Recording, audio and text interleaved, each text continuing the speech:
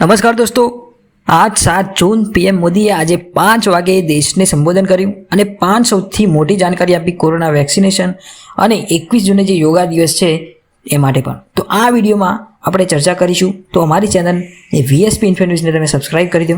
તો પહેલી સૌથી મોટી ખબર છે કે 21 જૂન યોગા દિવસથી કોરોના વેક્સિનેશન સંપૂર્ણ ખર્ચ કેન્દ્ર સરકાર કરશે અને વેક્સિનેશન પ્રોગ્રામ સંપૂર્ણ કેન્દ્ર સરકાર ચલાવશે. સંપૂર્ણ કેન્દ્ર સરકારના હસ્તક આવી જશે અને પ્રાઇવેટ વેક્સિનેશન ફક્ત 25% ચાલશે અને એ પણ ફક્ત ને ફક્ત 150 રૂપિયા પ્રતિ ડોઝ જ લેવામાં આવશે. લોકો પાસેથી પ્રાઇવેટ હોસ્પિટલવાળા 150 રૂપિયા જ લઈ શકશે, જેથી કહી શકાય કે હવે કોરોના વેક્સિનેશન એકદમ ફ્રી થઈ જશે. કોઈને પણ 1 પણ રૂપિયાનો ખર્ચ કરવો પડે નહીં. એન્ડ હવે બીજી સૌથી મોટી ન્યૂઝ એ છે કે દિવાળી સુધીમાં પીએમ ગરીબ કલ્યાણ અન્ન યોજનાથી દેશના ગરીબોને મળશે સંપૂર્ણ મફત અનાજ. યાની કે હવે નવેમ્બર સુધી 1 પણ રૂપિયાનું વગર મફત અનાજ મળશે દેશના 80 કરોડ ગરીબ લોકોને. હવે ત્રીજી ખબર છે કે પીએમ મોદી દ્વારા બાળકોના વેક્સિનેશન વિશે કહ્યું છે કે ટૂંક જ સમયમાં 2 પ્રાઇવેટ રસીઓ છે જેને હવે ટ્રાયલ ચાલુ થઈ ગયા છે અને હવે ટૂંક જ યાની કે થોડાક જ મહિનામાં એ વેક્સિન આવી જશે. અત્યારે દિલ્હીમાં એના ટ્રાયલ થઈ ગયા છે, જેથી બાળકો માટે પણ હવે વધારે ગભરાવાની ચિંતા નથી કે હવે બાળકોની રસી પણ હવે જલ્દીથી જલ્દી આવી જશે.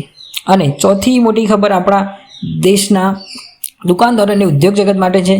પીએમ મોદીજીએ કહ્યું આજે કે ટૂંક જ સમયમાં આપણા વિત્ત મંત્રી નિર્મલા સીતારમણ એક પેકેજ જાહેર કરશે. 2-3 દિવસમાં એક પેકેજ જાહેર કરશે અને એમાં સંપૂર્ણ અમુક રાહત આપવામાં આવશે. લોન અને એ સબ ગઈ વખત આપી હતું કોરોનામાં, એ આ જ વખતે પણ સારી એક પેકેજ આપવામાં આવશે આપણા ઉદ્યોગ જગતને, જેથી એક આપણી ઇકોનોમીને બૂસ્ટ મળી શકે. તો આ હતી પીએમ મોદીની મેન ચર્ચાઓ આપણે કરી. તો એ જુઓ સંપૂર્ણ વિડીયો નીચે.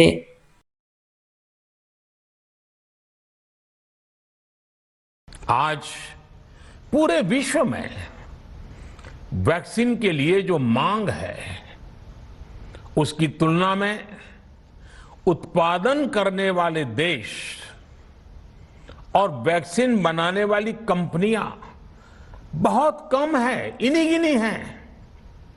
कल्पना करिए कि अभी हमारे पास भारत में बनी वैक्सीन नहीं होती तो आज भारत जैसे विशाल देश में क्या होता. आप पिछले 50-60 साल का इतिहास देखेंगे तो पता चलेगा कि भारत को विदेशों से वैक्सीन प्राप्त करने में दशकों लग जाते थे. विदेशों में वैक्सीन का काम पूरा हो जाता था, तब भी हमारे देश में वैक्सीनेशन का काम शुरू भी नहीं हो पाता था.